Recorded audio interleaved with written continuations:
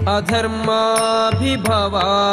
कृष्णा प्रदुष्यन्ति कुलस्त्रियः स्त्रीषु दुष्टासु वार्ष्णेय जायते वर्णसंकरः। हे कृष्ण, कुल अनाचार के द्वारा, अधर्म के द्वारा अभिभूत हो जाता है तो कुल की स्त्रियां अत्यंत दुष्ट हो जाती हैं। कुल स्त्रियों के दुष्टा या व्यभिचारिणी होने पर वर्ण संकर जन्म लेते हैं।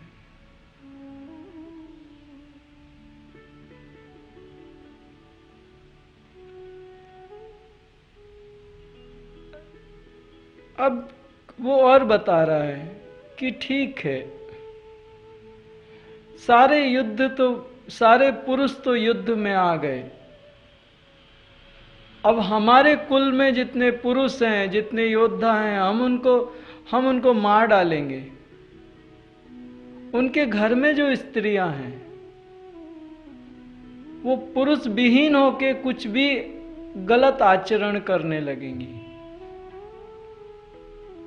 वर्ण संकर के लिए मैं आपको बताऊं, वर्ण संकर एक नई व्यवस्था, थोड़ा मैं उसके लिए आपसे चाहता हूं समय। वर्ण संकर हमारे यहाँ समाज को 4 भागों में डिवाइड किया गया। जैसे किसी पिता के 4 पुत्र हैं। एक पुत्र बड़ा बुद्धिमान है, बड़ा ज्ञानी है,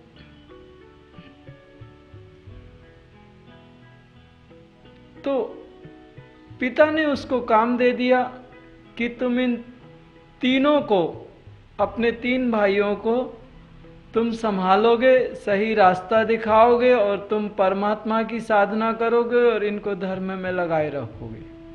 तुम सबसे श्रेष्ठ हो। दूसरा पुत्र, शारीरिक क्षमता उसमें ज्यादा थी, बड़ा बलवान था, अस्त्र शस्त्र में निपुण था, तो उसको कह दिया इस घर की रक्षा करना तुम्हारा कर्तव्य है और तुम क्षत्रिय हो। पहले वाला जो धर्म और सारे भाइयों के रास्ता दिखाएगा वो ब्राह्मण। दूसरा जो शक्ति में सबसे श्रेष्ठ था, शारीरिक बल में और अस्त्र शस्त्र में कुशल था, उसको कह दिया अब तुम रक्षा करोगे परिवार की, तुम्हारा कार्य है रक्षा करना। कोई भी आताताई आते हैं, अगर युद्ध होता है, कुछ होता है तो रक्षा तुम्हारा धर्म है, इसलिए तुम क्षत्रिय हो। इससे नीचे उनका एक पुत्र जो वाक पटुता में बहुत श्रेष्ठ था, किसी को भी अपनी बातों से संतुष्ट कर देता था, जोड़ घटाने में और व्यवसाय में उसकी, धंधे व्यवसाय में उसकी बड़ी बुद्धि कुशाग्र थी। उसको कह दिया तुम वैश्य हो, तुम जाओ बाहर जाके धंधा व्यापार करो और धनार्जन करके इस घर की जो व्यवस्थाएं हैं, इस घर में धन की कमी नहीं आनी चाहिए।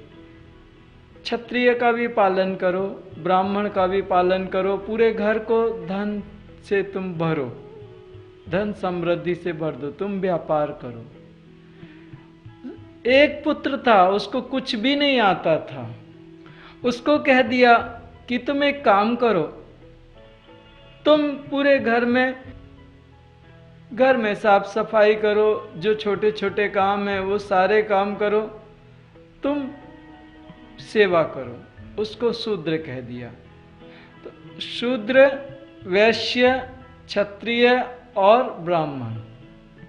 धीरे धीरे ये व्यवस्था, जो ब्राह्मण था उसका, ब्राह्मण का पुत्र भी ब्राह्मण, चाहे वो शराब पिए, चाहे वो नॉनवेज खाए, वो भी ब्राह्मण।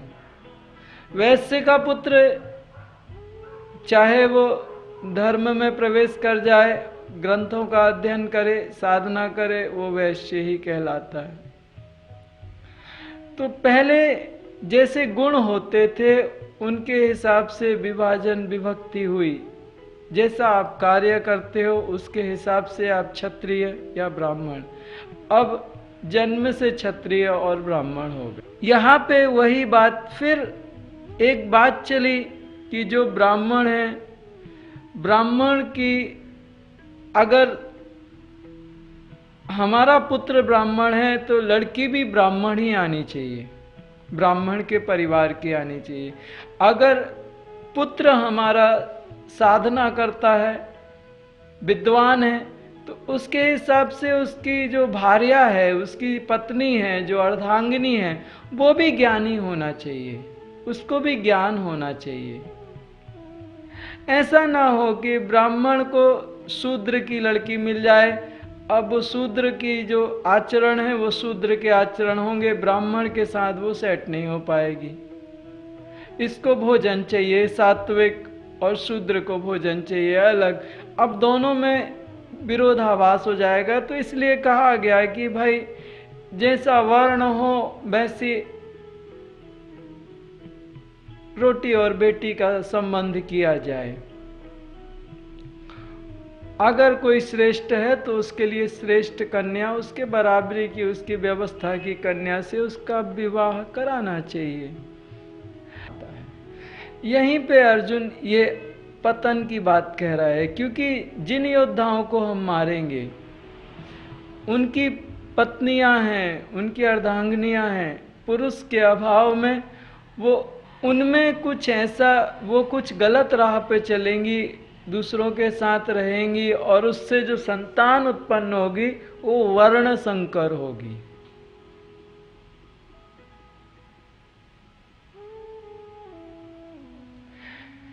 सीधा सीधा मतलब है कि हमारे अंदर की विजातीय वृत्तियों को अगर हमने कुछ को मार दिया और कुछ रह गई, तो जो आदि विजातीय वृत्तियां हैं वो कंट्रोल के बाहर हो जाएंगी और पूरा विनाश मचा डालेंगी।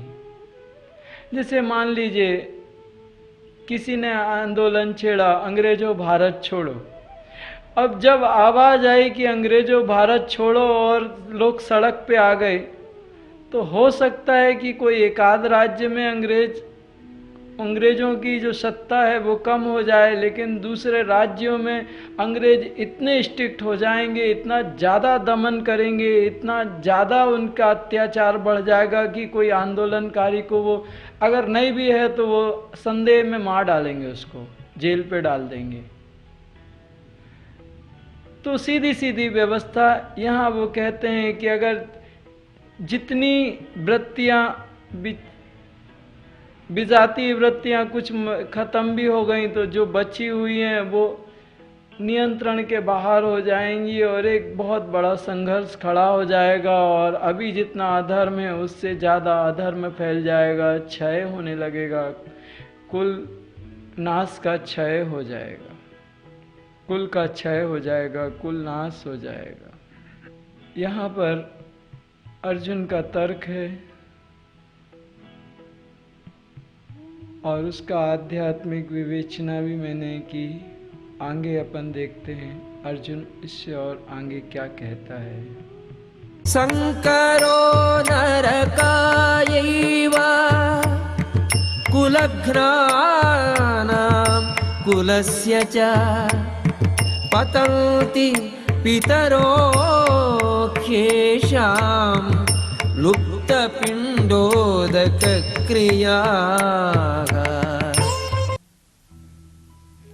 वर्ण संकर कुल का नाश करने वालों के लिए तथा कुल के लिए नरक का कारण बनता है। उन कुल का नाश करने वालों के पितरों की श्राद्ध और तर्पण क्रिया लुप्त हो जाती है। पिंड तर्पण आदि के लोप होने पर प्रेतत्व दूर न होने के कारण भी नरक में गिरते हैं। यहाँ पे अर्जुन अपनी बात को और ज्यादा पुष्ट कर रहा है कि अगर हमने युद्ध किया तो जो स्त्रियां अभिचार में वे लिप्त हो जाएंगी, उनसे जो संतानें होंगी वो संतान तर्पण नहीं करेगी, क्योंकि जब कुल की स्त्रियां ही व्यभिचार में लिप्त हो गई तो उनकी संतान धर्म और परंपरा से दूर चले जाएंगे, वो तर्पण नहीं करेंगे। और उनके तर्पण ना होने के कारण हमारे जो पितृ हैं वो नरकों में गिरेंगे, उन्हें पीड़ा होगी। आध्यात्मिक व्यवस्था,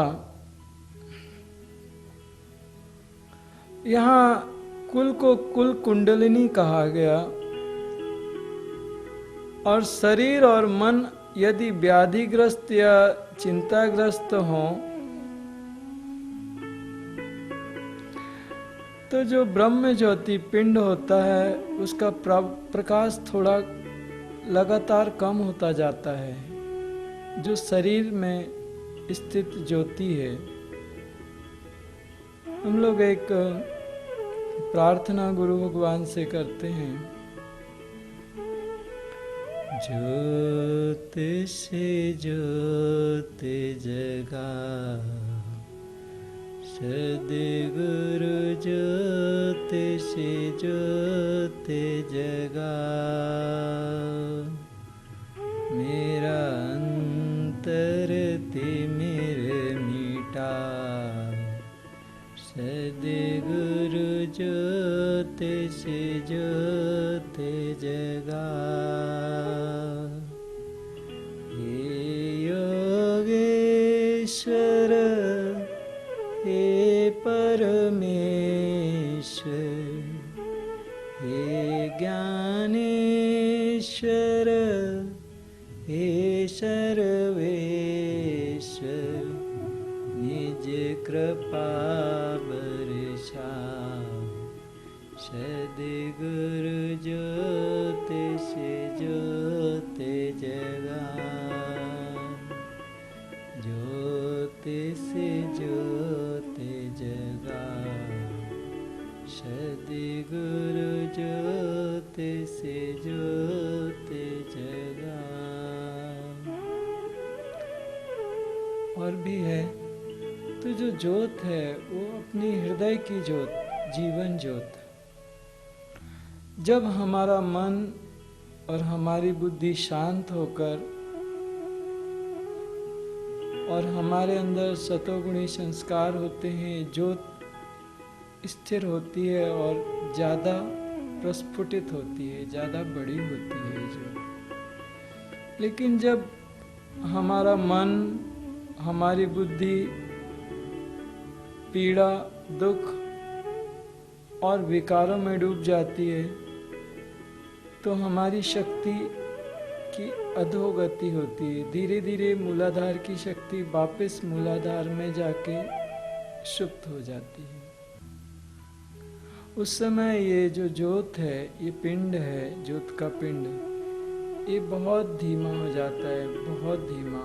और इसकी जो लपट लौ है वो ऐसी सीधी नहीं होती, ऐसी लहराती है। तो यहाँ पे उसी व्यवस्था की बात ये कहते हैं, जो ज्योति पिंड है उसका प्रकाश लुप्त हो जाता है और हम जैसे बच्चे गुरु भगवान से प्रार्थना करते हैं कि हमें इस ज्योत से जो हमारे अंतर का अंधकार है, हमारे अंदर में विजातीय वृत्तियां हैं, उनका नाश करिए। जो हृदय में ज्योत है, साधना के द्वारा जब विजातीय कर्मों को नष्ट किया जाता है, विजातीय वृत्तियों को नष्ट किया जाता है, तब वो ज्योत साधक के अंदर और भी बड़ी होती है, और भी ज़्यादा प्रबल होती है और ज़्यादा स्थिर होती है। यहाँ पे वो ज्योतिर्पिंड वही पिंड है और उससे हमारे अंतर का अंधकार, हमारे मन का अंधकार का नाश होता है, प्रकाश होता है, ज्ञान का प्रकाश होता है। उसी ज्योत से जो प्रकाश पिंड प्रकट होता है उसी को ज्योतिर्लिंग कहते हैं। साधक अगर अच्छी तरह से साधना करे तो वो ज्योति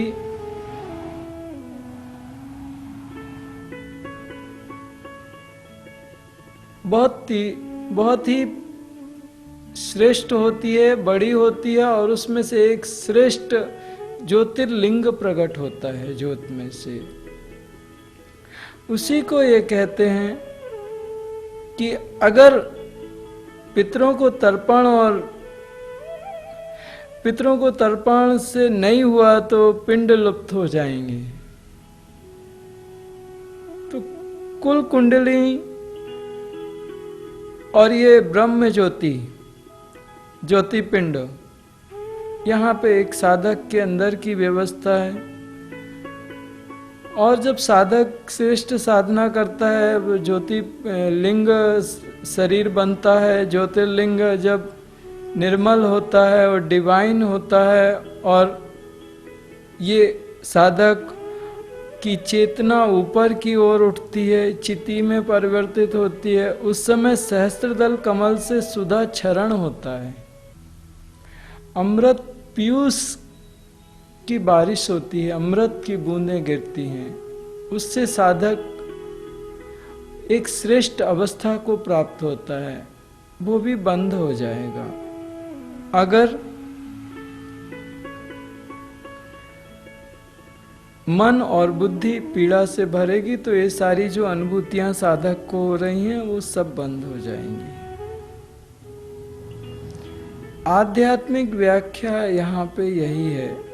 अर्जुन कहता है कि अगर हम मन से लड़ेंगे, मन की विजातीय वृत्तियों से लड़ेंगे, तो मन और भी ज्यादा, अगर हमने कुछ वृत्तियों को जीत भी लिया तो जो वृत्तियां बचेंगी वो नियंत्रण के बाहर हो जाएंगी और विनाश फैलाएंगी, इधर उधर भागेंगी, और उससे मन और दुख और पीड़ा से भर जाएगा, बुद्धि और भी ज़्यादा विचलित हो जाएगी। उसके कारण साधना की जो अनुभूतियाँ थोड़ी बहुत आती हैं वो भी खत्म हो जाएंगी, प्रकाश पिंड भी कम हो जाएगा, और भी जो अनुभूतियां हैं वो सब उनमें वो हो जाएगा। इससे हमें हानि ही होगी। 41वें श्लोक में अर्जुन का कहना है ये भगवान श्री कृष्ण से। श्री कृष्ण दोषैरेतैः कुलघ्नानां वर्णसंकरकारकैः उत्साद्यन्ते जातिधर्माः कुलधर्माश्च शाश्वताः। कुलग्न लोगों के इन सारे वर्ण संकर बनाने वाले दोषों से सनातन वर्णाधर्म, कुल धर्म और उसके साथ आश्रम धर्म भी लुप्त हो जाते हैं।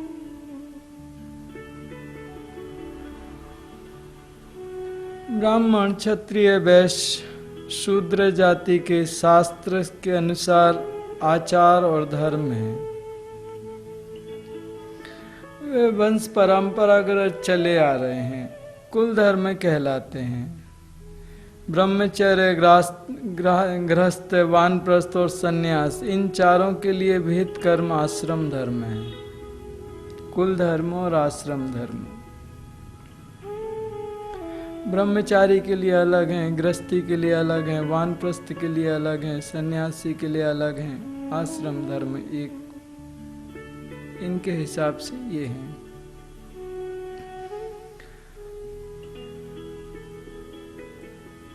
आध्यात्मिक व्याख्या है, इस वर्ण संकर बनाने के दोष से जाति, कुल, धर्म सब चला जाएगा।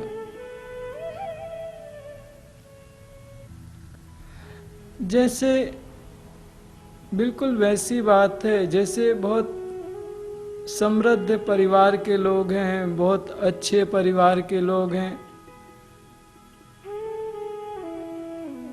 उनके बच्चे जो गवर्नमेंट पब्लिक स्कूल है, जब उन बच्चों के साथ कहीं खेलते मिल जाएं रास्ते में, तो वो माता पिता कहते हैं क्या है, आप उनके साथ क्यों खेल रहे थे।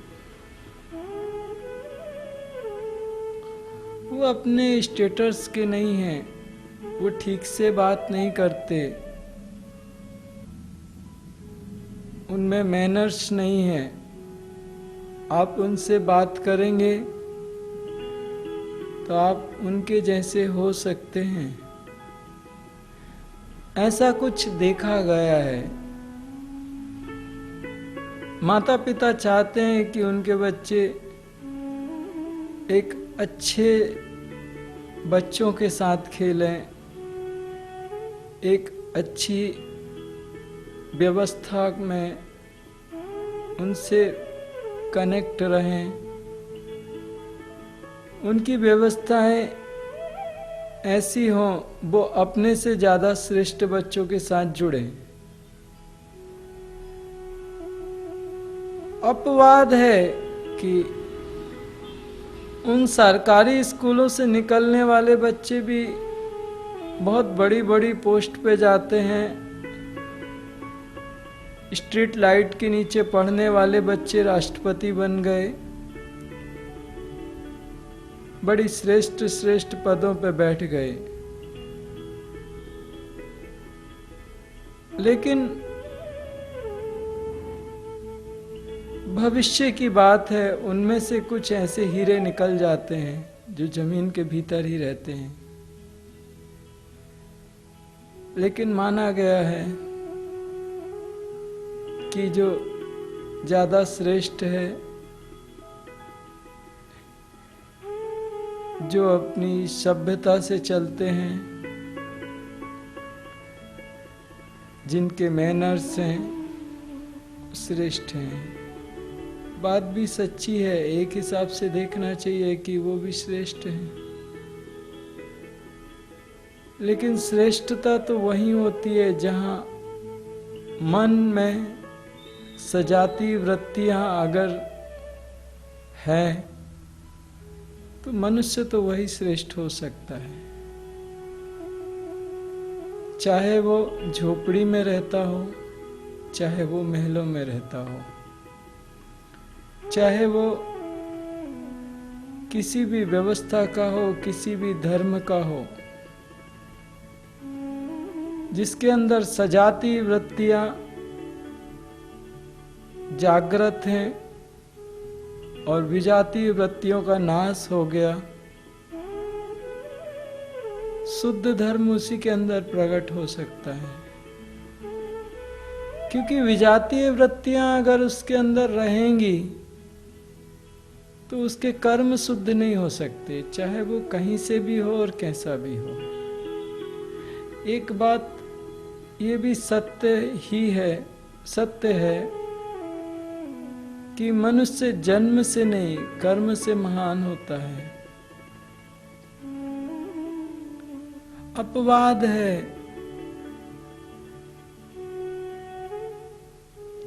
और इसको माना गया है।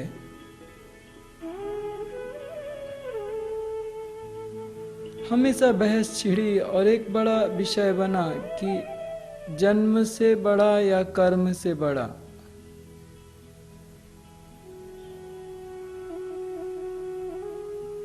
जब कहा जाता है कि कर्म से बड़ा तो बड़ी विवाद छिड़ जाता है। मैं इस विवाद में प्रवेश नहीं करना चाहता, लेकिन यहाँ पे अर्जुन का कहना है कि हम श्रेष्ठ कुल के हैं। जब हमारा कुल का नाश होगा तो हमारे कुल की स्त्रियों में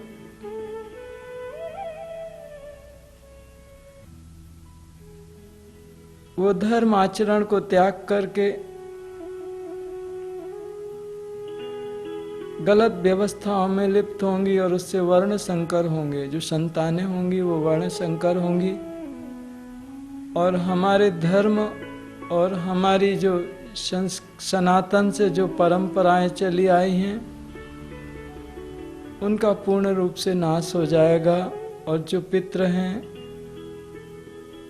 वो भी नरकों में जाएंगे। मतलब जो वंश के हमारे कुल के लोगों ने शरीर छोड़ चुका है वो भी नरकों में जाएंगे और जो आने वाले संतानें हैं वो भी